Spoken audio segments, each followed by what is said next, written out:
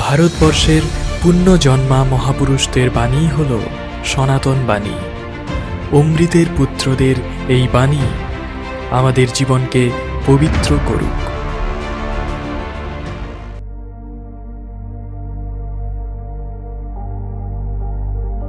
প্রায়শই নীরব নিস্তব্ধ অরণ্যের মাঝে এক বিশাল বটবৃক্ষের ছায়ায় ঋষি শমিক মৌন ব্রত অবলম্বন করে তপস্যায় নিমগ্ন থাকতেন। সেই সময় তিনি কারুর সঙ্গে কথা বলতেন না বা অপরের প্রশ্নেরও উত্তর দিতেন না। অরণ্যের প্রাণীরা নিঃশঙ্ক হয়ে তার পায়ের কাছে খেলে বেড়াত। একটু দূরে আশ্রমের গাভীগুলি বিচরণ করত। একবার এই রকম এক ব্রত পালনের সময় রাজা পরীক্ষিত সেই বনে মৃগয়ায় এসেছিলেন। তিনি ছিলেন একজন বিখ্যাত শিকারী। কোনো পশু তার লক্ষ্যভ্রষ্ট হতো না, কিন্তু সেদিন তার নিয়তি তাকে এইখানে টেনে নিয়ে এসেছিল। তার তীরে আহত একটি পলায়মান হরিণকে অনুসরণ করতে করতে তিনি দুর্গম বনের মধ্যে তপস্যারত শমিকের সামনে এসে উপস্থিত হলেন। তিনি তপস্যারত ঋষিকে উদ্গ্রীব হয়ে জিজ্ঞাসা করলেন, আপনি কি একটি আহত তীরবিদ্ধ হরিণকে দেখেছেন? আমায় শীঘ্র বলুন সেটি কোন দিকে গেছে। যদিও রাজার অঙ্গাবরণ এবং অলঙ্কারাদি প্রমাণ করছিল যে তিনি একজন উচ্চ মর্যাদা সম্পন্ন ব্যক্তি, তথাপি মৌনব্রত রত অবস্থায় থাকার জন্য তার প্রশ্নটি ঋষির কর্ণগোচর হলেও তিনি কোনো উত্তর দিলেন না। তার প্রশ্ন শুনেও কেউ উত্তর দিচ্ছে না, এ কথা রাজা পরীক্ষিত বিশ্বাসই করতে পারছিলেন না।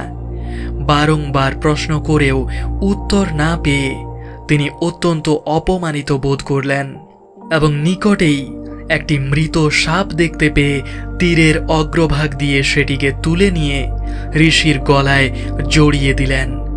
ফিরে আসার সময়ে একজন অজানা ঋষির প্রতি তার এই আচরণ তাকে অত্যন্ত পীড়া দিচ্ছিল, কিন্তু ইতিমধ্যে অনেক দেরি হয়ে গিয়েছে। ক্রোধবশে কৃত গর্হিত কর্মের ভয়াবহ পরিণাম যা তাঁর ধ্বংসের কারণ হতে চলেছে তাকে রোধ করার কোনো উপায় আর ছিল না। ঋষি শমিক নিন্দা স্তুতির ঊর্ধ্বে অবস্থান করতেন। তিনি পরীক্ষিতের গুণাবলী, প্রজাদের মঙ্গলের জন্য তার প্রচেষ্টা এবং রাজ্য পরিচালনায় তার কুশলতার কথা জানতেন। তিনি রাজার এই আচরণের জন্য তার প্রতি একটুও ক্রুদ্ধ না হয়ে তপস্যায় মগ্ন হলেন। তীর দিয়ে জড়ানো সেই মৃত সাপটি তার গলায় ঝুলতেই লাগল। ইতিমধ্যে তার পুত্র শৃঙ্গী আশ্রমে ফিরে এলে আশ্রমিকরা তার পিতার প্রতি রাজার এই দুর্ব্যবহারের কথা জানালেন। শৃঙ্গী ছিলেন তার পিতার উপযুক্ত পুত্র। বৃথা কর্মে তিনি কখনো কাল যাপন করতেন না।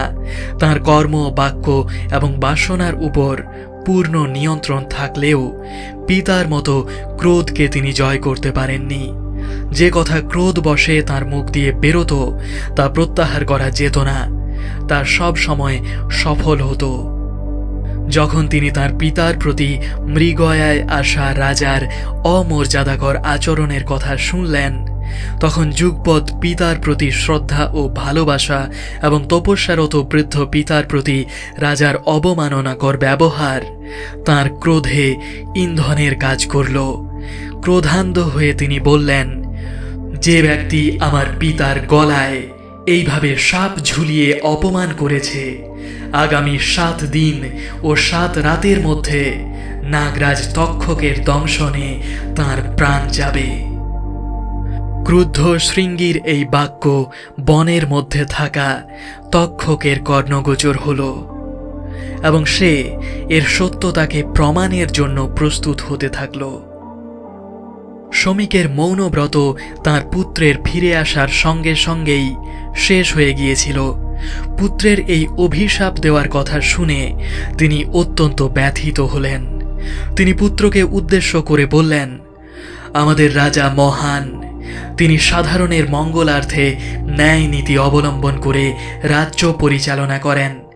তাঁরই আশ্রয়ে আমরা এই গভীর বনে শান্তিতে ও নিরাপদে বসবাস করি এবং আমাদের তপস্যাদি ও অধ্যয়ন চালিয়ে যেতে পারি। তাছাড়া একজন তপস্বীর কখনোই কাউকে অভিশাপ দেওয়া উচিত নয়। দয়াই হলো মহতের ধর্ম এবং ক্ষমাই হলো তার সৌন্দর্য। রাজাকে ক্ষমা করাই তপস্বী জনচিত কাজ হতো।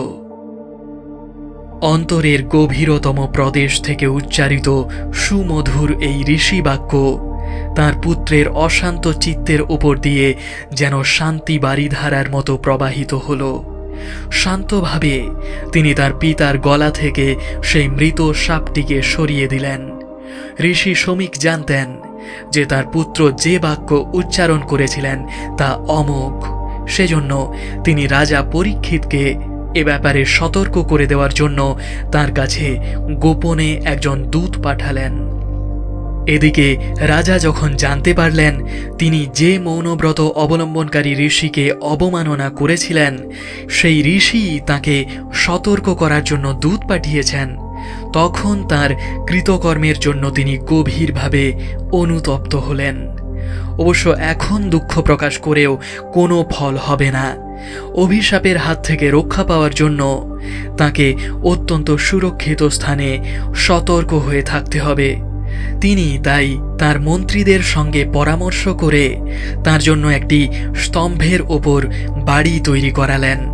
কোনো জীবিত প্রাণী যাতে অলক্ষ্যে প্রবেশ করতে না পারে এবং তার কাছে যেতে না পারে সেই জন্য কঠোর প্রহরার ব্যবস্থাও করা হলো। 7 দিন 7 রাত পার না হওয়া পর্যন্ত তিনি ওই বাড়িটিতে থাকবেন এবং সেখান থেকে রাজকার্য পরিচালনা ও পূজা পাঠ করবেন। বহির্জগতের সুখ ভোগের সঙ্গে তার কোনো সম্পর্ক থাকবে না। রাজার এই আসন্ন বিপদের কথা প্রজাদের মধ্যে ছড়িয়ে গেল। এদিকে তক্ষকও রাজপ্রাসাদের দিকে রওনা হলো। পথে আসার সময় বনের মধ্যে তক্ষকের সঙ্গে এক ব্রাহ্মণের দেখা হলো। তিনিও রাজপ্রাসাদের দিকেই আসছিলেন। সেই ব্রাহ্মণ ছিলেন প্রসিদ্ধ সর্পবিষ নিরোধক বৈদ্য কাশ্যপ।